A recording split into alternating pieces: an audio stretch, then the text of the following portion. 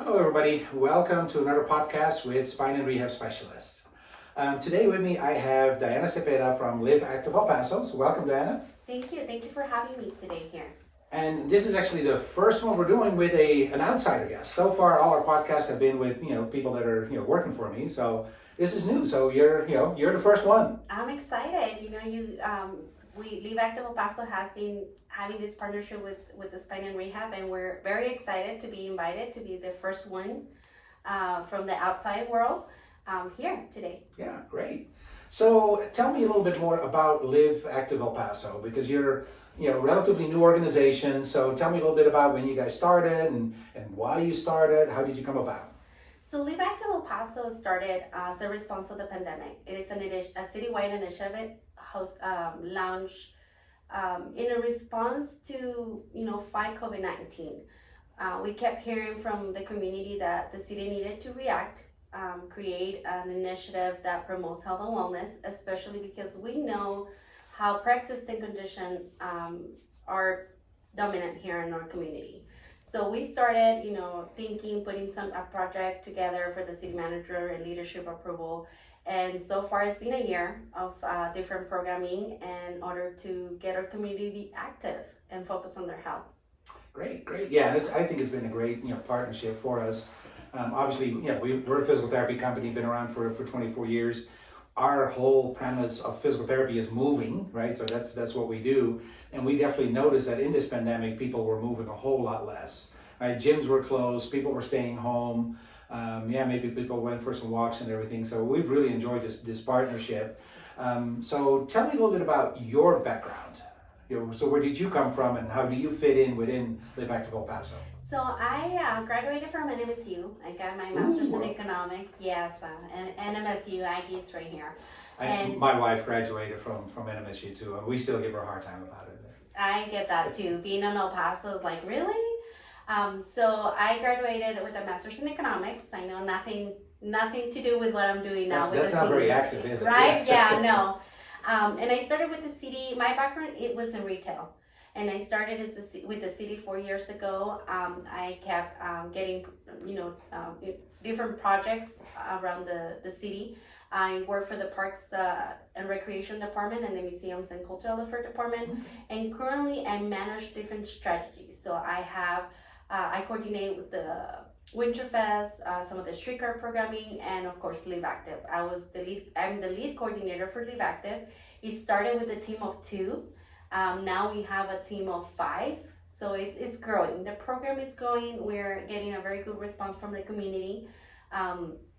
We started doing more of the in-person classes. When we started a year ago, we started everything virtual. As you know, we were in the middle of the pandemic, and that's a little about me. I work again with all the city departments. I have different programs where I involve the zoo, parks, museums, the airport. So I just love what I do. I love working with people and creating all this programming for our community. Awesome. Yeah, I think El Paso is such a great community. A lot of times people kind of underestimate. Are you from El Paso or? I'm from Juarez, but technically pretty much, right? The greater El Paso area, definitely. Yeah, I'm not from El Paso originally, but I've been here for 30 years, and I love this community. And but I definitely see some of the drawbacks that it is maybe not the healthiest community out there. So I definitely think anything we can do to make this community healthier and better, is worthwhile. So talk a little bit about the initiatives that Live Active El Paso has. So as I mentioned, right now we started mainly doing programming virtually. So everything was, working with local organizations and local businesses to get, different webinars on mental health, nutrition. So we had a couple of webinars with doctors from Hospitals of Providence. They talk about the heart, how was the heart with being affected by COVID. So after that, once around August, we started doing more of the in-person, and now everything has been transitioned mainly into in-person programming. This summer we hosted our first 3K walk series, which I know you all were part of every single one. So I want to thank you for that. Your team is amazing, and we were able to share a lot of great information about your business to our community members. And they were hosted once a month in different parks around the city. And we invited our partners. It was like a mini health fair. We understand everything, and it's not the same as before COVID, but we're getting there. So we started doing 3K walk series, fitness classes at different recreation centers, nutrition classes also in different rec centers, and everything is free. Everything is free for our community, and in partnership with local businesses and organizations. Yeah, I know. I went to one of the 3Ks, and it was funny because, so this is the one, I live on the west side. It was on the west side at the park. I've been at that park. I just never realized like how nice that park really is with walking paths. I mean, how can you do a 3K in a little bitty park? Well, you can, and it was awesome. And yes, we got rained out a little bit, but that's okay too. It really was still fun. But I really love the way you guys do reach out to the community, and hopefully this will keep, growing and growing. So are the 3K series, is that over now? It is over now because of the winter coming out, but we do want to bring them back. I think we got very good response from the community, and you're right, we got rain that day, and I remember the theme was walking with your dog. Yep. So we tried to have different themes to make it fun, engaging. What we want to do is for our community to learn that being healthy does not mean boring. There's a lot of fun ways to keep going. And a lot of this walks, what brings to the community is a community support, which is, I think, is very important right now when, getting out of the pandemic or even during the pandemic, having that community support, knowing that you're not alone, just see people. I think that was the main goal. Everything was social distance, and everybody wear a mask when they were not walking, when they were visiting the booths. And just like you're set right now, I think what we also one of the goals that we have is we work with Parks and Recreation very closely, and we want to promote our city parks. There's just so many amenities that you can find in your city park. There's a trail, walking paths, soccer fields, and we pay for this, we're taxpayers' money, so use it. We want to invite our community members to use their city parks. You can find, there's dog parks now in those parks. So it's just, finding now that it's so close to you and all the things that you can find. There's a lot of people that get together at the parks and just start working out together, and you don't even have to pay for it. So that's one of the goals that we have too. Yeah, because I definitely think, I always hear, El Paso doesn't have much to do and everything. Like, well, go out and do things, because I think there's a lot to do in El Paso, and it is a lot of times these little hidden gems of this park that you may not know about. Go and be outdoors and have fun and meet people, especially in COVID times where we're all kind of locked in our homes, although we continue to work here, but a lot of people were locked in their homes for a year and a half now. So get out there. The climate in El Paso is just so awesome. I'm going to give you a comment. I think you should have continued the 3K walks. So what? It's 50 degrees in the morning. That's not that cold. So if anybody does want to be active, the Physical Therapy Association. So this month is Physical Therapy Month, National Physical Therapy Month. It's always in October, and our association locally organizes a 5K. We've done this. This is the 29th year. Last year was virtual, but we still organize it. And our clinic always puts on a big team. Usually we win the biggest team trophy. So anybody wants to be there, it's October 24th. It's at the Ascarada Park. So if anybody misses the Live Active 3Ks, you can stretch it and do a 5K. Although there's a 1 mile walk in there too. So, and it supports the Spinal Cord Association. So it's a really good cause. So if anybody wants to do that, absolutely. So what other initiatives does Live Active have at the moment? What's going on with you guys? I was just actually talking to your staff and mentioning that I also run, I coordinate the Winterfest. So that's also another reason where we'll have a lot going on with Live Active. We're still gonna promote physical activity. We still have classes at our rec centers free of charge. We have Zumba, line dance. We have this amazing class on Saturdays on one of the swimming pools, Marty Robin pool, as well as a strong body class. So there's just still a lot going on. Some of the web classes that we have with Texas A&M include like nutrition, cooking demo, as well as meditation. So you can still find all this information on the Live Active EP website.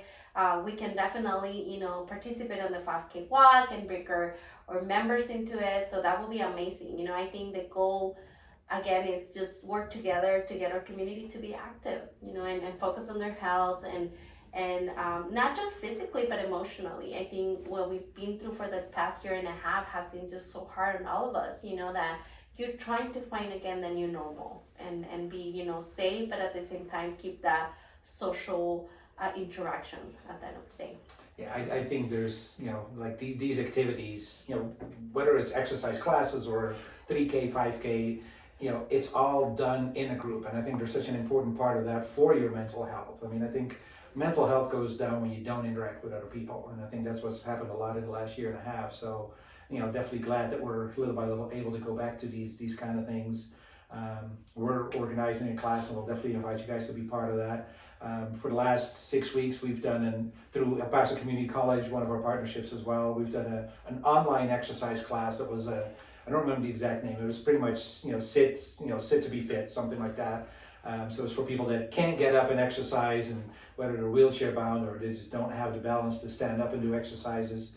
We did a class that's actually ending this week today.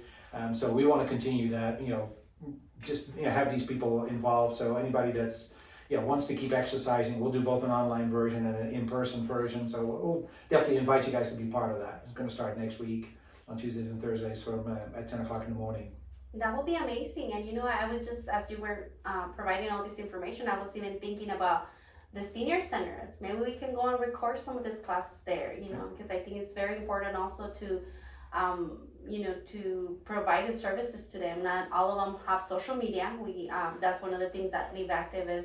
It's finding out, they still want to have that paper invitation Yep. and classes coming to their neighborhood, because some of them don't drive. So I want to, take this time right now and ask you to come and come with me and probably do some classes at the seniors center. Absolutely. Yeah. Well, we'll definitely participate in that. So yeah, because our we want to be part of the community and get everybody moving, and whether that's in official physical therapy with a doctor's prescription, because you have a certain problem, or just be healthy and be active. We definitely want to be part of that. So we'll definitely accept that that invitation. Oh, perfect. So, okay, everybody hear you. So now we're gonna make it happen. Oh, we will make it happen. We'll definitely, because we love that partnership with Live Active El Paso. So tell me a little bit more about Winterfest, because I think a lot of people probably don't know about it. I went, I think 2 years ago, and I was amazed that how much there was. So tell us a little bit about that. So I was also sharing to you earlier today. It's a project that takes a year planning, and due to the pandemic, we know most of our big projects are not having the same amount of time to get ready. And, of course, we needed to make sure that we get approval from the county health authority, Dr. Carranza. So we are planning as we having one. Everything's on schedule. We have not released the times and date yet. We still need to share this with City Council. So we're scheduled to be at City Council on October 26th to provide all the details and all the information. We're planning it as 2019, because I know 2020 was a little different. Everything was virtual. We encouraged drive-by experience, or do the enjoy the lights in your car and come to the museums and do some of the virtual programming online. So, but this year is more like 2019. We're planning, in-person workshops for the entire family. Everything is free. Winterfest is at San Jacinto Plaza in downtown and all the surrounding areas, including Paso de las Luces, Cleveland Park, the Museum of Art, the Museum of History. And it's a community event. I think, it's something that we take very proudly. We love all the decor at San Jacinto Plaza and everything that's going on, food trucks, especially we're having a parade, the floats, and it's just, again, coming out of COVID-19 and all the bad, things that happened throughout that year and a half, coming back and enjoy Winterfest, I think is going to be very, very exciting.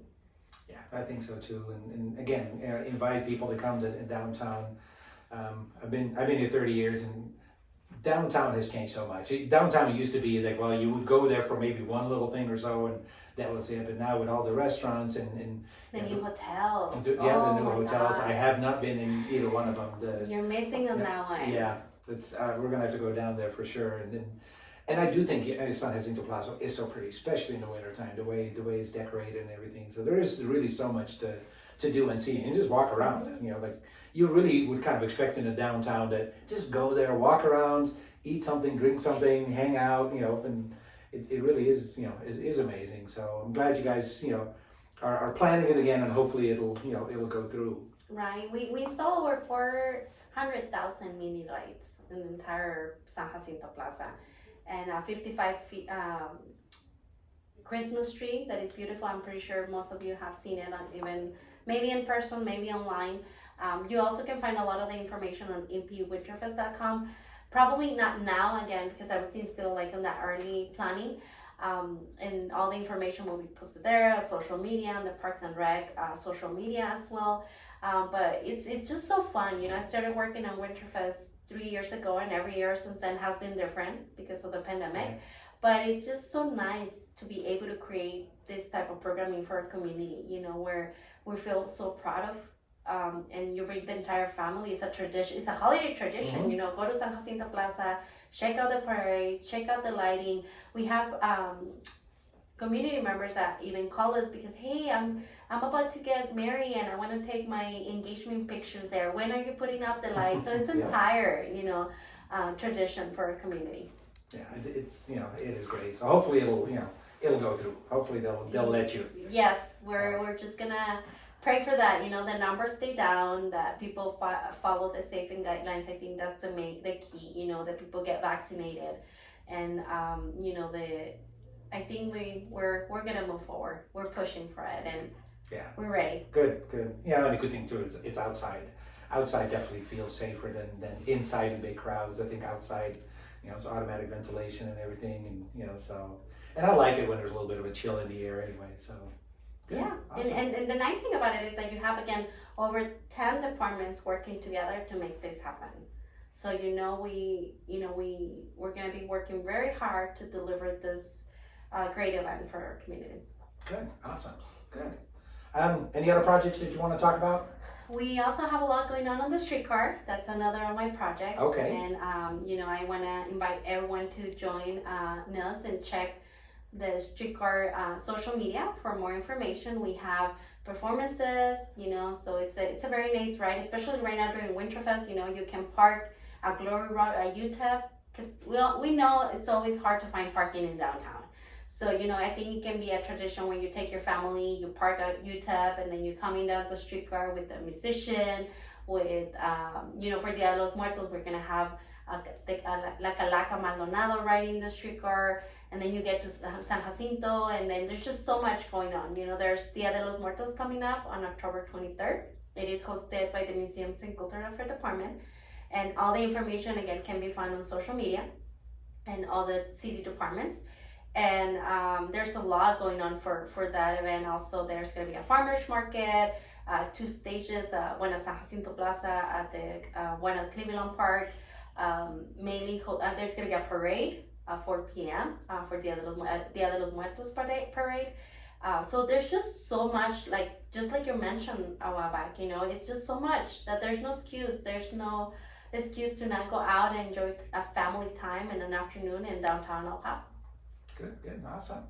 So let's talk a little bit about your social media. So where do people go to find out more about Live Active El Paso?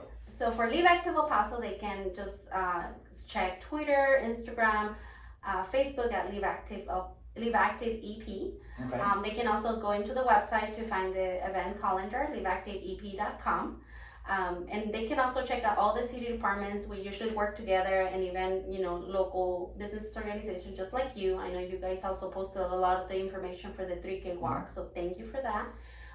But yeah, I mean, we're not doing a lot of pre-nut right now to avoid any, we know we're still in the pandemic time, but everything can be found on social media.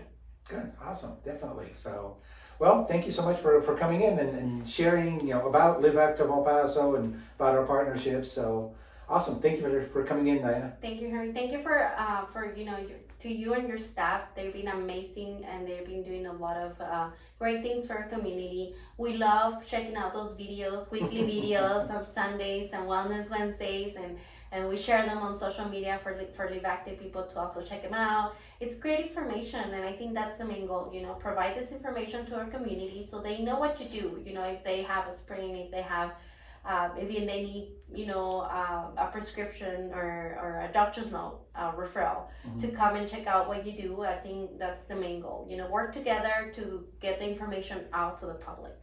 We just want to educate El Paso on being healthy. That's Exactly. pretty much what it comes down to. So, well, thanks for being here. And, Thank you. Everybody, thank you for listening to this podcast. And look out for our next one coming up in a couple of weeks. Bye-bye. Bye-bye.